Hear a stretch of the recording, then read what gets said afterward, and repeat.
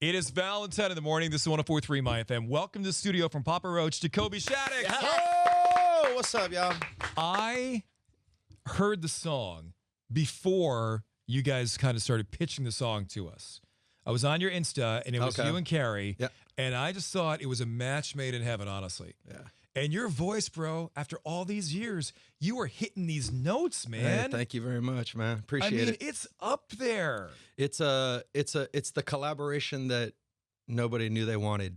Right. You know what I mean? It just kind of came out of nowhere, which is awesome. Well, how did you find it? We'll talk about the song in a second, but how did you find Carrie Underwood? And was she a fan of Papa Roach? Yeah, we found out she was doing an interview with a friend of mine on Sirius XM Octane, and she was talking about her love for rock, and she brought up Papa Roach. She was like, we listen to Papa Roach all the time at the house. And so when we pulled through Nashville, we invited her and her husband out to the show. They came out, and then fast forward, me and my wife were in Vegas. We went and checked out her show, Reflections. And then later that night, we were hanging out, and my wife threw out there, she's like, it would just be a dream to hear you on a song with my husband, you know? And Carrie and I kind of looked at each other like, that'd be kind of tight. Right. All right. Like, cool. You know, and then my wheels started turning. Yeah. A week later, we hit her up. We're like, hey, we got this song. We've been working with this cause, the American Foundation for Suicide Prevention, and raising awareness for that, and also the number 988 as well. And so she was all about it. She clapped back right quick and was like, I'm in. I want to be part of this. And oh, man, I love that. Got in the studio in Nashville, and she cut a vocal on it, and it was a vibe. Yeah. It's right when I heard her, you know, pull the mic up and have her, you know, warming up and doing her thing, and then she was doing her takes, and I was just like, this girl's got a voice of an angel. Yeah. Like, straight up. Like, and you don't got to mess with her voice at all. You don't got to auto-tune that thing. Right. Nothing. It is just like You're perfect. not auto-tuning yours. What are you talking about? I mean, here and there, You there is a sweeten little things, tuning. right? We sweeten here and I'm there. not gonna lie, you know what I'm saying? I'm like, I pride myself on my vocal. Like, actually, we got in the room together, Carrie and I, afterwards, and did a sing through, and I was like super nervous about getting in there, like, you know, just raw. Like, let's just get in the room and sing the song together. I'm like, go in the bathroom, slapping myself in the face, like, dude, you got this, you can do this, you know? Because then you hear Carrie sing, you're like, oh my God. Yeah. And we got pipes. We did like 4 sing throughs of the song, and she had complimented me. She's like, oh, you're actually a really good singer. I don't know if she was surprised or something. Like, you know, you never know, because in your rock band, I didn't think you could sing, man. In the studio world, there can be a lot of trickery done, and you know, it's like, I pride myself on being a solid live singer. Right. So to be recognized by Carrie in that regard was like, all right, cool, that was a win. Well, let's talk about like what the song's about, because mental health has been something that's been there, as I understand, for you guys for a long time. Like, I remember, I may get the date wrong, 2017, it was like a self-help festival in San Bernardino. And you guys were like last, and I was just coming through, and I was like, all right, I'll stick around, whatever. And I've been impressed with you guys since back then. But I mean, that vibe of self-help has been there with you guys from the very beginning. Oh, yeah. I mean, from our first single, Last Resort, you know, it's like that song was a cry for help. It was about my best friend who attempted suicide. And that was pretty traumatic for me as a young man to watch my friend go through that. And so we put it into song, and then, you know, we release it, and we travel the world and find so many people are like, this song, I can relate. This song is like also a source of strength and hope, you know? So we've been talking about mental health since the beginning of our career. And fast forward years later, we wanted to write a song that was a response to that cry for help. You know, taking pain and turning it into purpose, I think, is important. That's been my story and my healing in my life of some of the traumas that I've gone through as a kid, as a young man, etc. It's healing those wounds and putting it into music and meeting people out there that our music has touched in a real, like, deep and meaningful way. It's purpose-driven music, you know, and it's. I'm just grateful that we're making something that's authentic, that's speaking to people if they're in a really dark place, you know, and we know people are struggling. I know the darkness myself, you know what I mean? And so to be able to make our music be a reflection of hope it's powerful, and it's important. It's a good message, and I think it needs to be heard. It's got to be so cool as a band where all these years later, if you walk up to any millennial and you just say, cut my life into pieces, they can finish the lyric. It's 100%. Such an iconic song. Does it still resonate with you to this day? I'm so grateful for that. It's just one of those, it's a classic that's just stood the test of time. And what's cool about it is it's still fresh. You know what I mean? And it's still like, people still feel it. And that's like, bands work their entire career to have a song like that, and we had it on our first song, right? And so we're not one of those bands that are going to turn our back on that early success and like, oh, that was the young us, we don't want to celebrate that. Like, nah, it's like, we value that. It's important.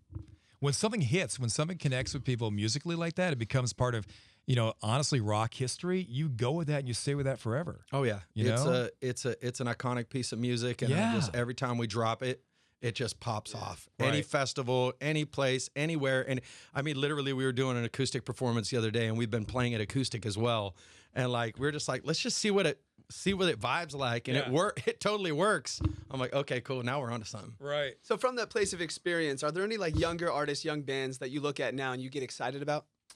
Oh man, so younger artists that I'm really digging. There's a band called Bring Me the Horizon. I really like another one, Teddy Swims. Yeah, Teddy Swims is great, man. I really dig what he does. The vocals there just incredible. Yeah. He's got such a soulful voice, and it's also a guy like Jelly Roll. He's not necessarily like a younger artist, but it's like he's having that break that he's been working for his whole life, and he deserves it, man. And the message he's bringing to the people it's powerful. And so there's some stuff bubbling up underneath there that I really dig, and I listen to a very broad range of music, and so it goes from metal, pop, hip hop, punk, and but those are just a couple that I'm feeling lately. What is so I sat at home actually just last night with my 16-year-old son, and I said we're gonna go back and forth on songs. I'll pick a song, he picks a song, all right, and we listen to each other's music, right? And he's pulling all this cool new stuff in, and I go, "Here's Dan Fogelberg," whatever. We're going back. I saw the smile from the couch. We go back and forth. Do you, because you got an 11-year-old son, right? Yeah. Do you guys go back and forth musically, and are you amazed at what he likes and the crossover and stuff? Oh, I mean, all my kids love music. They're music lovers. They listen to music the way I listen to it, very broad. Yes. And so it goes from, Brixton, my youngest, loves the Beatles. Okay. But then he also loves Slipknot. Right. And like he loves some hip hop music too, and so he's like, "Dad, check this song." My favorite is when my 20-year-old son Jagger's like, "Dad, I got to show you this. Have you heard of this group? They're called Tribe Called Quest." Stop it. Yeah, and I'm like, dude. I was like, that's what I was listening to in high school, and sometimes I'll play it off like, "Nah, tell me about this, son." That scenario. Yeah, and totally. So light him up with like Arrested Development, Mr. Wendell or something. Oh, he's on all of it, dude. Diggable Planets too, man. It's funny though because he thinks he's turning me on to something, and I'm like, no, that was my high school era, son. Already did it. That was my world too, like Mr. Big to Be With You. Remember that song? Oh yes, dang. Yes, right. Billy Sheehan on the bass. Oh my God, dude! Crazy hair and crazy bass playing. Good times. I do love that song. Yeah, but we've tried to play it here, and the boss goes, "No."